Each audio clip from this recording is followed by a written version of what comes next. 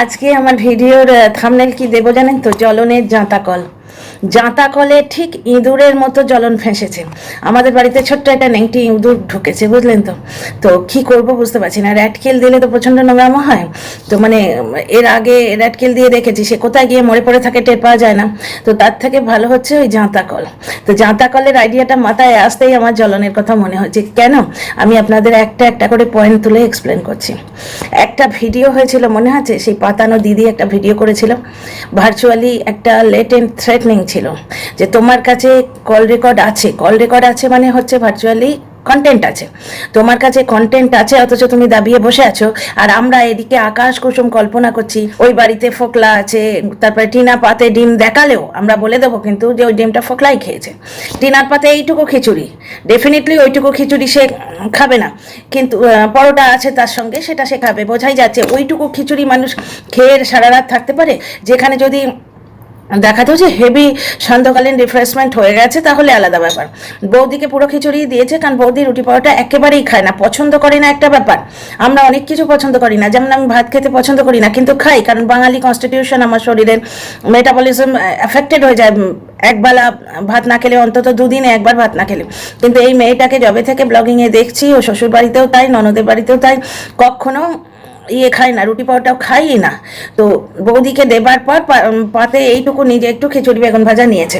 আচ্ছা, বেগুনের কথা উঠলো তো এই সময় একটা কথা বলে রাখি, জ্বলনের বেগুনি খেতে ইচ্ছে হয়েছে।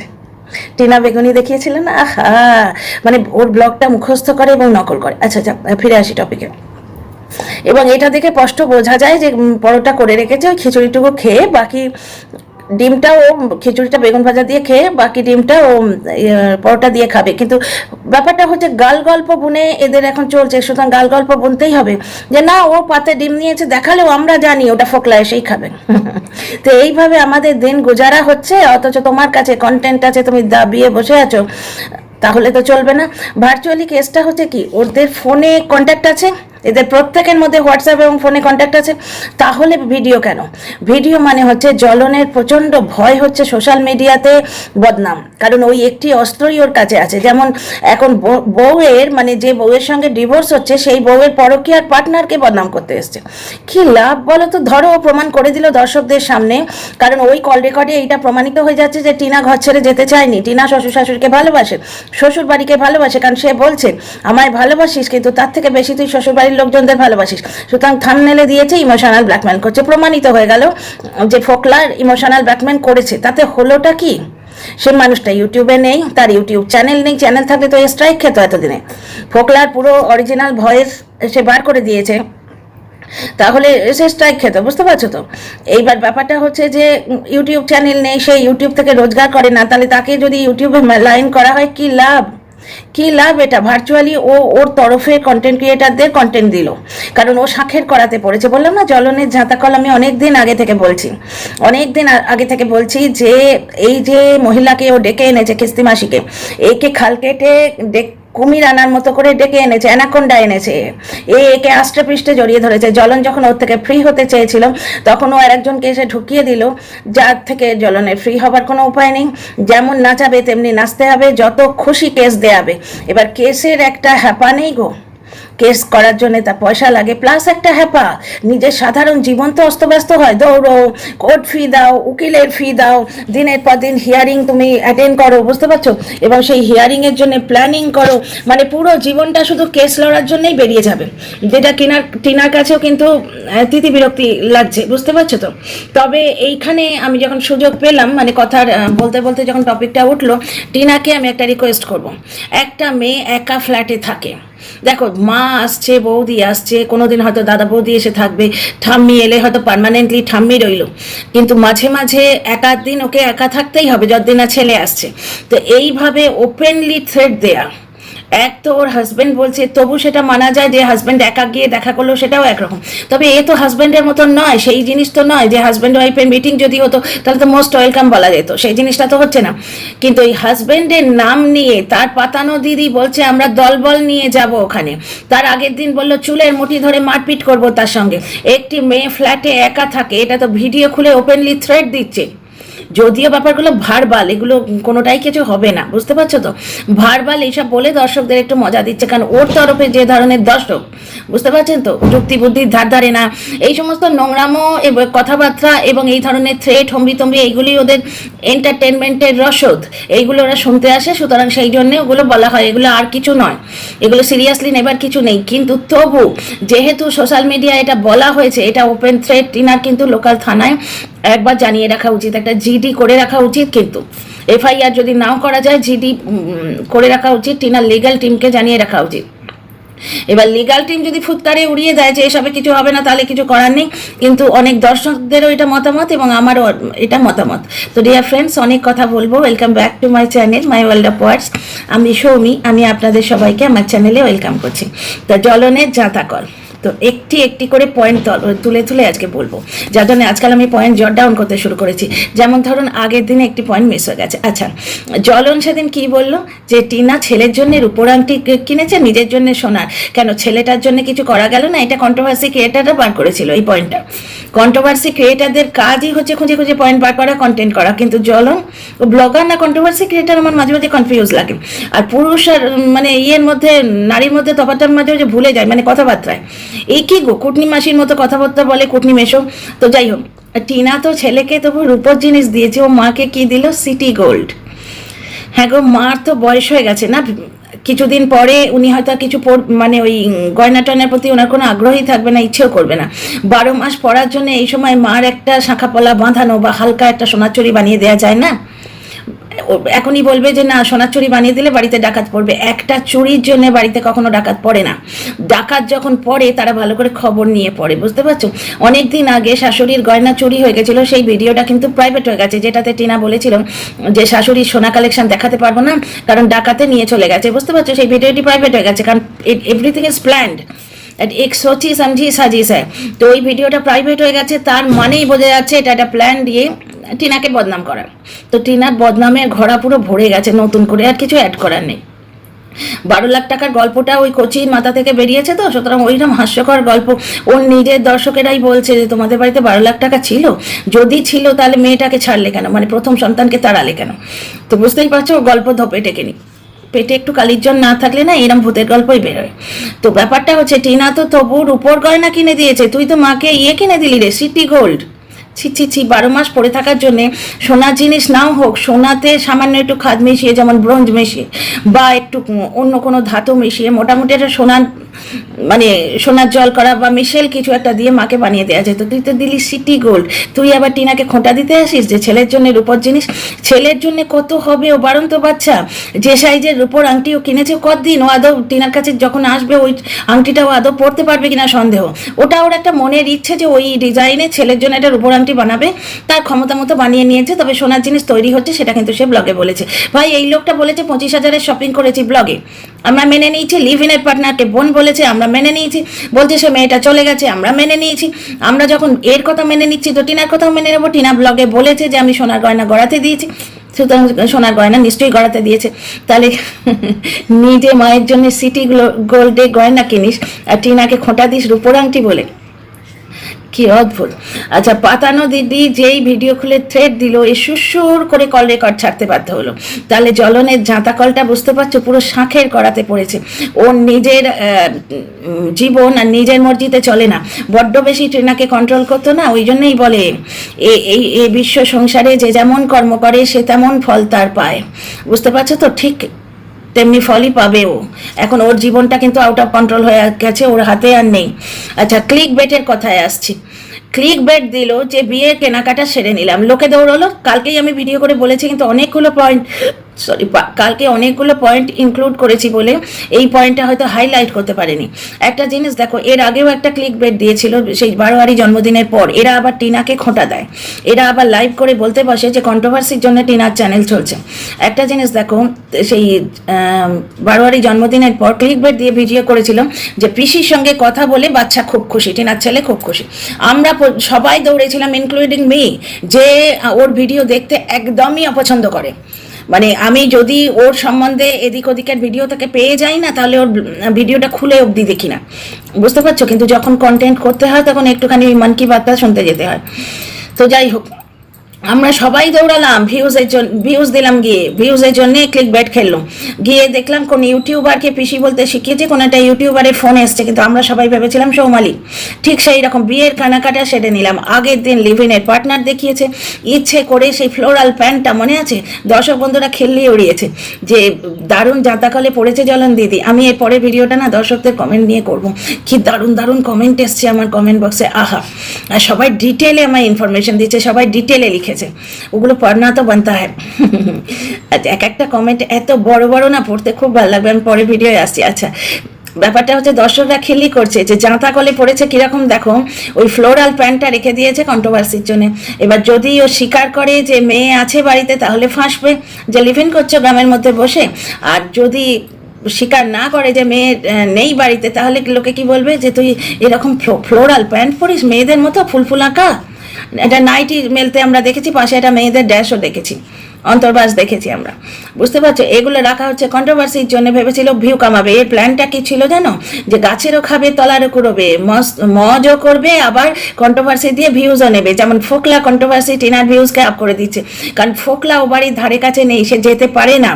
ওটা একটা বসিরহাটের কাছাকাছি কোনো একটা জায়গায়, বসিরহাটেই থাকে।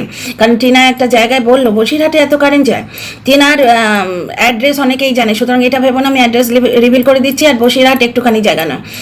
এইবার ওইরকম একটা পপুলার জায়গা, তাছাড়া যেখানে এই ফ্ল্যাট কেলেঙ্কারি করতে গিয়ে এরা দর্শকদের এমনভাবে খুঁচিয়েছে যে ওই বাচ্চার মারা, মানে ওই স্টুডেন্টের, বাড়িওয়ালা স্টুডেন্টের মারা, প্লাস ওই ফ্ল্যাটে একাদোকা যারা থাকে, সবাই থাকে না ওখানে। ওই যে বলা হয়েছিল না যে ওয়েস্টেজ পাতা দেখে বুঝতে পেরেছি কেউ ওদের বাড়ি আসেনি, মানে এদের বুদ্ধিটা বলছি না গোড়ালিতে আছে। সবাই ওই ফ্ল্যাটে থাকে না, এই কথাটা কিন্তু টিনা বলে দিয়েছিল যে সবাই ওখানে থাকে না। ফ্ল্যাট বাড়ি মানে আমি জন্ম থেকে অ্যাপার্টমেন্টে দেখেছি তো, প্রচুর অ্যাপার্টমেন্টেই থাকি আমি। অ্যাপার্টমেন্টের সমস্ত ফ্ল্যাট বুকড হয় না, অনেকে কিনে রেখে লক করে দিয়ে চলে যায় অন্য জায়গায়। আমাদের ফ্ল্যাটটাই তো বন্ধ আছে, আমরা অন্য জায়গায় আছি। এইবার একটা জিনিস শোনো তো, ফ্ল্যাটে যে কটা রেসিডেন্ট আছে তারাও কিন্তু এই ব্যাপারটা জানে যে টিনার সঙ্গে এরকম একটা পরকীয়ার অ্যালিগেশন লেগেছে, তাই জন্য ডিভোর্স কেস হচ্ছে, সুতরাং তারা ভীষণই সচেতন। দ্বিতীয় কথা হচ্ছে লিফটে আসবে যাবে বেরোবে, সে তার ইনভিজিবল মানুষ নয়, কেউ না কেউ দেখবে, কেউ না কেউ ফটো তুলবে, কেউ না কেউ ভিডিও তুলবে, এবং বাইরের লোক বা ইউটিউবে কি বদনামি হবে তার আগে তো টিনার লিগাল টিম ওকে চেপে ধরবে। যে মেয়েটা এরকম লাখ লাখ টাকা খরচা করলো লিগাল ব্যাপার স্যাপারে, ছেলের জন্য বেশ কয়েক লাখ টাকা খরচা হয়েছে ওর টিনার, তো সেই মেয়েটা কোলে এসে তোরই ডুবিয়ে দেবে নিজের হাতে, তাই হয়। সুতরাং ফোকলা ধারে কাছে নেই, কিন্তু ব্যাপার হচ্ছে ওকে নিয়ে যারা নেগেটিভ কন্ট্রোভার্সি করে তাদের কাছে তো আর কন্টেন্টও নেই, জামা কাপড় ঝুলছে, ফোকলার ছায়া করছে তাতে।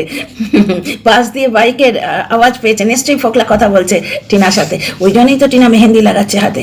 কেউ ভাবছে ফোকলা ইয়েতে মানে রণদীপ্ত বাবু ভিডিও কলে কথা বলছে টিনার সঙ্গে, মেহেন্দি লাগাচ্ছে যখন, সে বেচারি খুব মাইনিউটলি ডিজাইন তুলছে। যারা তোমরা ছবি টবি আঁকো তোমরা ভাবো তো কত কনসেন্ট্রেশন দিতে লাগে ওই মেহেন্দির ডিজাইন তুলতে গেলে। আর একজন ভাবছে আমার নামে মেহেন্দি পড়ছে, আরে দূর, বাঙালি মেয়ে, আমরা মেহেন্দি কি স্বামীর নামে পড়ি? ওটা একটা কনভেনশন আছে এই অঞ্চলে, যেখানে বিয়ের আগে মেহেন্দি হয়, যেমন আমাদের গায়ে হলুদ হয়। আচ্ছা, এই টপিকটা গেল। তারপরের পয়েন্টটা হচ্ছে মুখে বলছে কে তো ডিভোর্স চাইছে রে, তুই রেখে দে তোর ডিভোর্স, আমি তো ডিভোর্স চাইনি। এইখানে দেখো মিথ্যে কথা বলতে গেলে, মানে বলি না পরের মন্দ করতে গেলে নিজের মন্দ আগে হয়, মিথ্যে কথা বলতে গেলে মেমোরি পাওয়ার বেশি রাখতে হয়।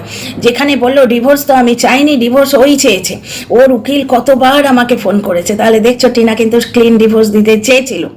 আজকে যারা কাঁদছে যে কেন তোরা ওকে ঝুলিয়ে রেখেছিস, ডিভোর্সটা দিয়ে দে, তোমার ইচ্ছে তো পৃথিবী চলবে না কেন? তুই নিজেই তো বলেছিলিস লাডলি 7-8 মাস ছেলের কথা বলে না, এখন ইচ্ছে হয়েছে ছেলে নেবে, মগের মুলুক, মনে আছে ভিডিওটা? তা সেই মগের মুলুক কি তোমারও?